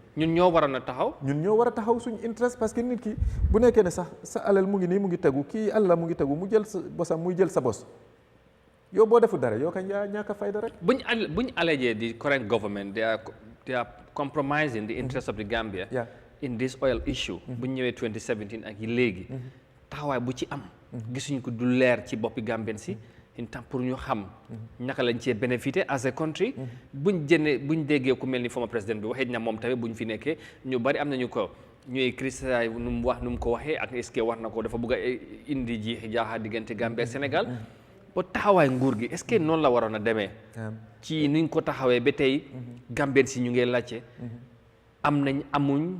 leeral nga ne am na ñeneen ñu wax nag tamit am nañ but with all that sub-region bi countries yaa ngi benefit but Gambia as a country mënuñ cee benefit that's the problem te sooytu dinañ saagan Bissau ak Conakry dem si benefit because ñoom ñu ngi def seen liggéey pour naka lañ koy lifine te ñoom soo amee serious government yëpp it has to do with serious government comme former président li mu wax ne Sénégal ñu ngi koy def xam nga foog nga understand former président bi loolu moom loolu mooy ne coom moom noonu la dee acté ok te he was the president li tax nit yi jox ko gis nga man time boobu bi ñu doon wax nit ñi duñ ñu jox a lot of credibility parce que nit ñi xëy na amuñ that plateforme pour wax yu bari dañ ko doon wax rek nit yi suñ ko déggee duñ ko jël seriously waaye former président moom mu ngi woon si biir yëgoon na lu bari xamoon na lu bari so moom su waxee rek moo tax nit ñi dañ koy déglu ne am na luñ ci xam ndax dafa am lu mu say yokk ne Sénégal ñu ngi sàcc suñu oil na nit ñi loolu la ñuy daaw waaye moom waxoon na ne am nañ te xam na lu tax mu ne am nañ at least am na some evidence te am na ñeneen ñu liggéey ci secteur boobu ñu confirm ne am na non diw moom am na I can tell you that with confidence ne diw am na si réew am nañ diw pour li ñu war a def pour am ko mooy ndax technologie bi moo des wala defuñ di right arrangements waaye loolu yëpp dafa des si nguur bi rek xam nga ñun suñ nguur dama yaakaar ne dañoo parce que fi ma ñëwee Gambia is an independent country te gis nga ñun dama ko dee wax always dëkk bi nga xam ne lañ war a am the best relationship in the world is Sénégal because Gambia ak Sénégal mu neex ñu mun a xariñu benn lañ ñu ngi the same family lañ ñu ngi inside Sénégal waaye ñun su ñëwee in terms of suñ interest ñun xamuñ suñ interest te Sénégal day do nothing wrong ñoom ñu ngi protect seen interest gis nga Sénégal des na tuuti rek Sénégal dinañu dominate in a way boo xam ne Gambia sooytu dafa mel ni an appendage dafa mel ni lu taxu Sénégal rek te xam nga nit ki moom li nga proud mooy yow it nga munal sa bopp même sa këri baay su nekkee ne yaa ngi am néebo sa kër nga néebo with koo xam ne dafa am alal li ngay bëgg a mooy ne waaw moom am na alal am na moto am na story building am na lu dul jeex waaye man it suma kër bu ndaw bi purpose ba ma fa am maa ngi mun a suturoo di mun a dundal suma bopp fekk ma ñàkk a depend too much te ñun dañ depend so much on Sénégal pour suñu intelligence dañ depend so much on Sénégal pour suñu security dañ depend so much on Sénégal pour suñu économie bi so oil bi ñooy wax xam nga dafa tax xam nga comme ñu bari dañ gis ne nañ ci ñaaw njort waaw dañ si war a ñaaw njort te man di government man I am not willing to give them the benefit of the doubt li tax bugguma leen a jox the benefit of the doubt mooy ñoo xam ne du benn du ñaar du ñett luñ def yaa ngi koy mën a question ñoo xam ne mun nañoo jël asset of the former president ñoom sax ñu ne value bi about 360 something million broad daylight suñ bët yaa ngi ubbeeku suñ noppa yaa ngi ubbeeku ñu ngee dégg ñu ngee gis ñu ngee yëg ñu ne 23 million lañ recover di jaay ay moto 20,000 30,000 ay power tillers ay tractors amin doo xam fan lañ dem Diamond si xamuloo fan la dem laan si niñ ko allocaté demul si yoon xam nga ñooñu buñ la waxee ne kon diw bi nga xam ne sax amoo si xam-xam li nga xam ne xam nga ko leer na la nañ nga xam ne ñu ngi lay nax buñ la waxee ne loo xam ne dafa complicated. Quoting from the statement bu ñu release as reported by the Standard statement the ministry ñu si mu ne the country is yet to make oil and gas discoveries on an industrial scale. You know, while there have been several oil exploration both on land and offshore, there was little indication that the country has oil, gas resources. ñoom loolu lañ wax. The ministry, there are little indication. No, we have. But the argument, others have said, no, there's a certainty ne Gambia am na. No, there's certainty. Xam nga tubaab yi ñii gis nga tubaab yi duñ dof. Te nga understand something with oil. Ma wax la a little bit about oil sax gis nga oil. Li tax ma naan la sax am na. Gis nga foog nga understand geopolitics bi nga doon wax. Waaw ci beginning. Waaw gis nga geopolitics bi nga doon wax. Am na gis nga oil mu ngi Sénégal. Mu ngi ñun suñ basin bi. Oil mu ngi fi. Lii happen in the west ñoom am na ñoo xam ne ñoom ñoo dominate oil market bi. Ñoo amoon na time dañ doon wax ne di seven naka la is it the seven sisters or waaye seven oil companies. Am na ñoo xam ne dañ ko monopolize dañ ko control. Te ñoom niñ ko bëggee noonu lay dem soo demee in the Middle East daf doon joxe oil loo xam ne ñoom ñu ngi ko peeg in US dollars moo tax naka lañ ko def pétrodollar bi so ñoom arrangement bi ni mu mel is good for them fi muy génn is good for them quantity bi ñooy am is enough waaye di moment tension di am wala ñoo ñuy commencé di dry rek si la ñooy dem si other areas di explore yooyu because dinañ xam ne léegi fii mu ngi xala am problème xara ñu dem laal yi gis nga ñoom fi nga xam ne am nañ most of them am nañ si idea gis nga Gambia bu amee waaye ñoom li ñuy am from the Middle East ak other countries ñu gis ne loolu is enough bu Gambia bi soxlanguñ ko dinañ nekk di laal bële di ko laal suñ demee ba tollu foo xam ne fële am na crisis gis nga Middle East I tell you su Middle East amee a crisis ba nga xam ne oil mënta dem mu ngi nekk an issue léegi nga gis Africa oil di ñëw all over oil is already in abundance in a lot of African countries léegi lañ commencé rek before Middle East rek lañ doon wax absolutely te waaye fekk Ghana am na oil Nigeria am na ñoom sax xëj na yàgg nañ ñoom Angola xëj na yàgg nañ waaye Côte d'Ivoire Ivory Coast waaw ñoom tamit after ñu ngi am léegi ñëw nañ Sénégal am na ñu ne Guinée am nañ gis nga ñun suñ oil bi mu ngi fi waaye I'll tell you su Iran Israel problème bi nekkee a problème ba Saudi mu nekk an issue Russian oil bi nekk issue Africa dina nekk an oil hub so dañ am oil foog ñu góom xam nga nguur li ñu war a def mooy ne nit ñi dañ war a xam ne léegi nit ñi they are all informed it's not only ñoom li ñu wax te man I have a lot of respect for them xëy na their situation ak fi ñu toll waaye ñoom li ñuy wax yëpp boo leen laajee lan mooy seen evidence mooy ne rek li ñu dégg ak li ñu riit loolu rek la bul foog ne they know more than you ak man de ñu si gën a bari a lot of them xanaa soo waxee petroleum commissioner ak a few people because ñoom interact nañ gis nañ some of the reports waaye gis nga majority of these people yëpp li ñuy wax mooy ne rek li nga dégg nga dem read rek wala nga dégg rek faa bi mu ñëwee ne la it's not commercially viable foofu la yem waaw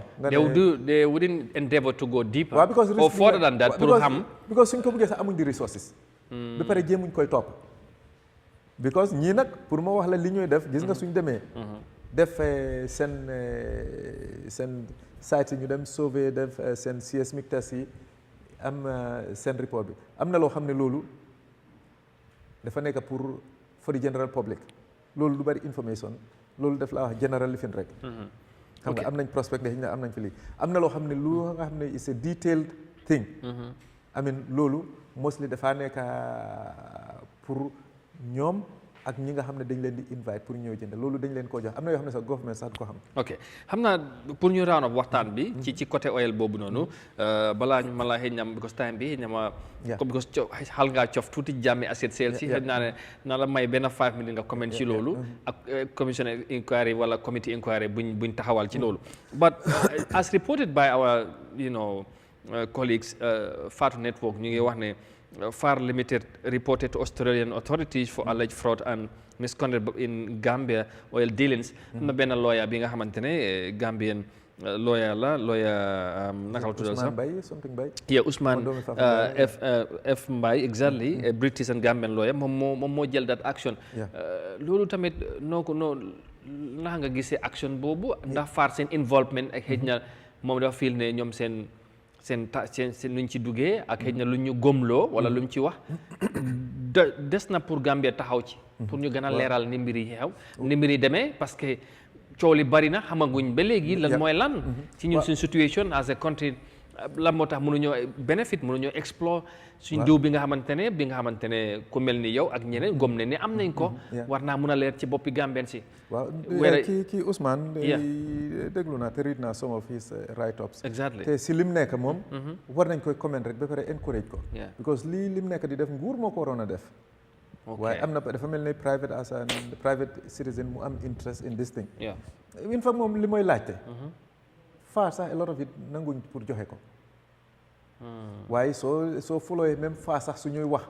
ak seen shareholders ñi nga xam ne mooy ñoo moom compagnie bi ñoo dugal seen xaalis si compagnie bi pour am si interest li ñu leen doon wax ne moo fi nekk wala lañ yaakaar ne moo fi nekk amin loolu rek daf lay gomloo ne liñ ñuy wax first time ak liñ ñu mujjee wax dañoo ute parce que liñ wax seen shareholders yi mooy ne liñ fi gis te ñoo mënuñoo duñ dem rek wax out of the blue loo xam ne doesn't make sense wala óolut leen dañ leen woon ne diw mu ngi fi te diw bi bari na te am nañ ci yaakaar torop loolu lañ wax moo li ñu wax Gambien si saani waaye ñoom seen nit ñi nga xam ne ñoom ñoo tax ñoom ñu jóg li ñu leen wax mooy mun nañoo nax ñun wala wax ñu loo xam ne du dëgg waaye li ñu wax ñooñu gomloo leen ba ñooñu di dugal seen xaalis si seen compagnie bi mooy ne fii am na lu fi nekk te dina am njëriñ te di ngeen si mun a am dara so ñu ngi si happy ñu ngi si proud so kii nag loolu la gis dégg comme man ak yow den ñu ñëw jékki-jékki nañu fii am na more than 1 billion barrels of oil bañ am yaakaar xam nga man suma boos am na lu ma musoon a wax moo tax affaire bi man def ma disappoint because amoon na time ma ngi doon waxtaan ak ñoom mu ne ma mu ne ma li nekk si Gambia si diw mu ne ma su nekkee ne liñ yaakaar mu ngi fi suñ ko processé bu baax ñu topp ko mu ne ma Gambia dëkk bu ndaw la bariwut nit mu ne ma dina mel ni Dubai mu ne ma su nekkee ne def nañ ko bu baax mën nañ ko te liñ yaakaar am nañ ko ñu def ko ni ñu ko war a defee ngeen am good government ñu mën ko bu baax mu ne ma Gambia dina mel ni Dubai mu ne ma léegi rek yéen yëpp amin doo leen sonaat mu ne ma su nekkee ne nag am ngeen nguur bu bon day mel ni Nigeria loolu la ma jox exemple mu ne ma few people ñooy sàcc alal bi yëpp nekk ay multi millionaires billionaires waaye dëkk bi dafaa nekk di po so time boobu man nag maa ngi am hope ne lii moom lu am la opportunity la waaw so moo tax ñun demoon nañ sax pour am direct because bidding bi mu doon jël time procès mënut a am ñu dem pour am direct négociation sax ak government pour ñoom ñu commencé ñoom ñu ne ma 100 millions ak 500 millions ñu ngi ko teg boor pour ñëw loolu impact bi mu doon am si réew mi rek only God knows absolutely so diw bi moom am na loolu moom buñ ko jéemali final sax diw bi am na ndax is commercially viable ñun amuñ di know how waaw suñu waxee loolu ne ñun amuñ di know how pour def ko I can agree to that wala ñoom mënuñoo engage ñoo xam ne dinañ ñëw pour liggéey ko I can agree to that also suñu waxee ne is not commercially viable man I really doubt that. Okay, finally tentatively lawyer Mbaye jël na action towards FAR lan xamaguñ lan moo cee génn ak li Jammeh wax leer naam leerut am na ñu ko gom am na ñu ko gomut ak response bu government joxe ci issue bi nii fan la ñu bàyyi as a country is it there's a need pour Gambien si gën see concentrate to push it further ñu xam lan moo ci nekka ak lan lañ ci war a mun a lan moo ci li am déggantaan and if there's need pour ñu mun cee benefit nguur gi taxaw ci ak nguur gi tamit ndax dañu war a génne press release am ci rek wala naka la lan nga foog ne foofu lañ mun a jaar ba gis ne lu ci war a leer mu leer li xew mooy kii lim def dañ ko war a comment for that waaw Lawyer Mbaye Mr Ousmane Mbaye Lawyer Mbaye te lim nekk di toppa comme ni ma wax nguur loolu la war a def nguur defut ko waaye nguur lim def mooy respond na soo dafa mel ni daanaka nguur respondal na faa parce que faa li nguur li mu wax faa léegi suy ñëw man su ma nekkee faa dama wax ne faatu nguur li mu wax rek mooy ne dara nekkut foofu nekk waay te kii daf leen binda responduñ joxuñ ko lim soxla so lii waaye li ñu war a def mooy lii waruñ koy bàyyee nii dañ ko war a topp because lii is about generational wealth xam nga dafa mel ni opportunity boo xam ne nit ki da nga koy am soo amee dat moo opportunity nag nga saagan ba nga ñàkk ko léegi-léegi daf lay indil tardement bu bëri parce que même suñu waxee ne 1.2 billion barrels moo nekk A2 A5 ñu wax A2 A5 rek su nekkee ne yaa ngi loolu soo usee current living prices you're talking of almost 70 billion to 100 billion dollars worth of fuel ñun suñ det bor bi nga xam ne Gambie mu ngi ko yoreel internally ak outside is let's say 1 billion suñ jaayoon xëj na 2 years rek waroon nañoo mën a fay suñ det te interest bi ñooy fay su suñ dette bi rek mu ngee dem ay more than 5-7 billion in a year loolu rek mu ñoo gën a impoverish loo imaginal su nekkee ne Gambia is debt free ba pare ñu ngi am additional income boo xam ne ñu ngi ko doon expect Sénégal mu ngee def 100,000 barrels ñun su nekkee ne ñu ngi def a day ñun su nekkee ne ñu ngi def 100,000 barrels a day loolu dinañ at bi dina nekk almost 36 million barrels dinañu jël more than 30 years pour ñuy nekk di drill 100,000 barrels a day si li ñu wax ne moo nekk lifin so loolu dafa nekk wealth boo xam ne war naa transform this country so dañu war a commencer ne lii is an opportunity waruñ koy bàyyi mu demee noonu amin nanguur jóg bu mu gis ne li passé lese even su buggee di benefit of the doubt ne waaw ñu ne is not commercially viable waaye moom lan la war a def pour lii nii ñu mun see am dara so buñ ko bàyyee noonu rek waaw ñu ne diw nekkul fii léegi ñu bàyyi ko noonu rek waaw ñu ne Sénégal nekkul di jël suñ oil ñu noppi si rek bàyyi ko noonu rek li ñu war a def mooy even now ñoom waroon nañoo dem engage Sénégal ne leen ne xam nga this is politics is bilateral relations yéen suñ broda ngeen yéen a ngee def Sangomar ñun tam am nañ some opportunity pour def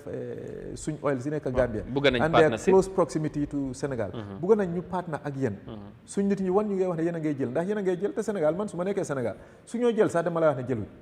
absolutely ndax Sénégal dinañu wax ne ñu ngay jël seen oil non ñu ngay def Mali mu ngay accuse Algeria ne for how many years ñu ne Algeria mu ngay jël xaw ma seen gaz xaw ma seen oil so obviously it is possible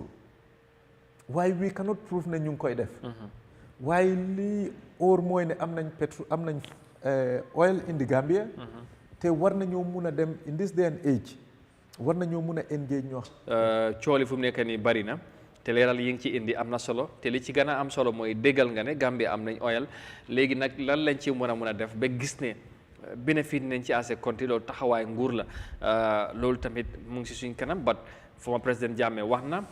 am na ñu ko góom am na ñu ko góomut ci ni mu ko waxee waaye am na ñeneen experts ñu ci wax daanaka fekk ji bokk taxawaay li nga xamante ne mooy honorable Ibrahima Tabora Manneh ci mbir mi di honest legalisation di government pour ñu gën a am taxawaay gën a leeralal Gambien si lan naka la yëf yi demee gos am na ñuy demande di contracts di li nga xamante ne mooy doxalin bi nangutoo yi gestu yi wane ne ok di am nañ oil but it's not commercially viable waaye ana evidence yi lan la ñu mën a war a woon Gambia si pour nit ñi xam not only verbally wala bindaal statement rek wane ñu ak yooyu but wane ñi nga xamante ne mooy nit ñi ne lii la balaa ñu jeexal ci yëfi olay bi Standard mu ngi report tamit ne parliamentary inquiry report on the Russia oil saga due on June 26 ci parlement bi boobu tamit jotoon nañ cee wax tuuti report boobu ak scandale boobu tamit loo cee xaar xam nga scandale boobu mooy ñaareel scandale waaw oil balaa scandale am na Gam Petroleum scandale indeed loolu tamit millions of dollars absolutely we are said to have missed waaw te loolu mooy in fact those are simple common sense nit ki indi diwam sa country bi pour mu nekk let's say reserve diw bi jékki-jékki rek disappear te ñi tax mu disappear ñëpp xam nañ leen léegi diw bi disappear na bi mu disappear xooluñ kenn to account daanaka parce que dem nañ ko rek waaye dañ leen free exonerate leen léegi scandale boobu cost na taxpayers man ak yow ak ñun ñëpp I think more than $20 million so pour ñu simple understand rek it's very simple am na ku indi diw jox ñu ko suppliers lañ outside country xam naa leen jarul ma wax seen tour parce que xam nga maa ngi si industrie bi am na loo xam ne xam nga ko doo ko am nga yow xam nga ñi ci involve man xam naa ñu si involve xam naa ñu ko ñi nga xam ne sax benefit nañ ci Russia oil bi non before Gam Petroleum yes and xam nga ay Gambians la xam nga ñun daal suñ gars yi non ñii dañoo caaxaan rek ñii dañoo caaxaanee rek dañ ma fa affaire yi nii rek nit ki indi na diwam compagnie la diw bi mu ngi fii ñu jël ko ay nit ñu jël ko ay Gambians ñu séddaale ko ñu bénéfice si léegi kooku mu ne dañ koy fay te foog ñu fay ko parce que nguur fi mu ko def place yi nguur la ñu stool ko foofu loolu mooy agreement léegi mënuñ ko gis ñi ko jël mënuñ koy jël si ñoom léegi nguur jël xaalis fay waaw nguur jël suñ xaalis man ak yow suñ xaalis taxe bi ñuy collecte si ñoom fay kooku ñu fay supply bi fekk am na ñeneen individual ñu bénéfice waaw soo loolu benn scandale la soo bii dafa ñëw second li Russian oil bi ñëw na dugga na loolu tamit beneen affaire la. This country is a joke. Yeah. This country is a joke. Sorry, not the country. But why some people, the leadership. Man xaw ma sax ndax bëgg nañ réew mi sax ndax yeneen nañ réew mi tam. I mean, scandals yoo xam ne ñu ngi koy because xam nga li xew mooy dañuy obsessed with power, authority, money, material things ak ni nga ko mënti amee rek te am xamul xelaatuloo di impact. loo xam ne mu ngi koy am the citizens. We are talking about 30 million. I mean dollars. US dollars. Worth of waaw oil bi ñëw na. bi mu ñëwee ni mu ñëwee anam bi mu ñëwee àndut ak yoon. parce que mooy ñoom dañ ñëw sax balaa ngay ñëw sax fii ngay indi oil da nga war a register sa business nga am sa license nga mun a import export. waaye mu am ku indi oil amutoon import export license bi waaye am na gars yi ñi nga xam ne benn bés rek lañ jóg rek ne waaw kum neex rek nga indi. xam nga soo bëggee def business exemple nga ne da ngaa indi maalo wala diw wala lifin dara da ngaa dem nga register business ñu gis na register sa business nga def say arrangements then nga import am sa import license wala export license waaye lii ne dafa mel ne rek nit ñëw benn bés rek bugg a indi bagage am rek nga jëkkee nga ne ma ne léegi soo amul license sax kum neex nga dugal bagage. waaw si réew mi xam nga loolu violate nga li nga waroon a def so waaye am na ki ngay jàppale kooku ñëw indi dañ buggoon a monopolise market bi. because kooku bi mu indee dafay feesal xam nga tànk yi li ñu am tànk bi dafay feesal tànk yi pour keneen bu mu bugg a indi te ma la loolu tam am na tricks yoo xam ne mooy loolu da ngay indi pour keneen bu mu mun a indi because capacité bi bariwul xam nga nekkut ne comme nga indi maalo ñu war a fayee taxes bi xaalis bi génn na affaire bi mu demee ba lifin rek si lañ commencé di soo liñ si gën a loos mooy taxes ak wane ne am na ñu bari ñoo xam ne ñoom benefit nañ si individually waaw te xam nga Russian oil ñu bari liñ si doon ragal mooy because American sanction on oil ay faak bi suñu yégée ne rek def nga deal nga ak Russian oil or Iranian oil sax I mean dañ la leneen mën na la cee fekk waaw so with the inquiry non dara du xew waaw loolu I can it was form of waste of time kon non ñu fa nekk non ñu fa nekk dara du leen jot. Wow. You are the judge, you are the jury, so nothing comes out. Wow. Anyway. Parce que du ma mun a investigate. Waaw ba pare. Suma bopp. Yeah. I mean. Mun a tamit find yourself guilty and all that. It doesn't add up. Anyway. Xam naa ne interesting times. Is the animal farm. Yeah. Gambia dafa mel ni animal farm. Some animals are more equal than others. Te ñoom li ñu nekk di def rek mooy di luubal man I cannot understand. There's more to be desired. waaw réew mi daal suñ patriotisme dafa des. bugga réew waaw suñ bugga réew mi dafa des suñ buggante bi. dafa des naxaate bi. amiin dafa bari. ñàkk a góom sa boppa ñàkk a góom sa fellow citizen dafa bari ñàkk a góomante. dafa bari dañ yaakaar ne rek dañooy naxante rek di dundee noonu rek amiin dañ yaakaar ne rek life moom. it's about kan moo gën a smart kan moo gën a eew kan moo gën a connect ku ne foo mën a jaar sa morom foo mën a def daal yow nga am lu ngay am sa bopp rek àndaale sax léegi-léegi parce que xam nga li xew xam nga ñaari nit ñetti nit ñeenti nit buñ bokkee makaama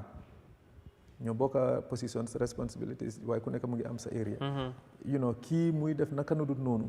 muy mun a def yu rëy yow it nga am the same opportunity xam nga is tempting dina jël su demee overtime nga gis yéen foo ñaari ñu ngee def naka nu dut noonu ñaar yi nga xam ne sax ñoom bëgguñoo involve si façon yooyu léegi-léegi dañoo gis na ma ne ñii ñu ngi ñooy bàyyi si gannaaw parce que ñoom li xew mooy ne am nañ kër mun nañoo retire peacefully am nañ xaalis si banque bi seen doom yi ñu ngee dem good school seen moto jabar yi moto mu ngi leen di yóbbu ñu dem so every time ñu ngee mun a dem holiday dem Europe or place man maa ngee struggle pour tabax kër sax is a problem su yàggee rek yow it da ngaa naan you know what man ñii gën a may am fayda so li xew mooy exactly système bi daf laa consume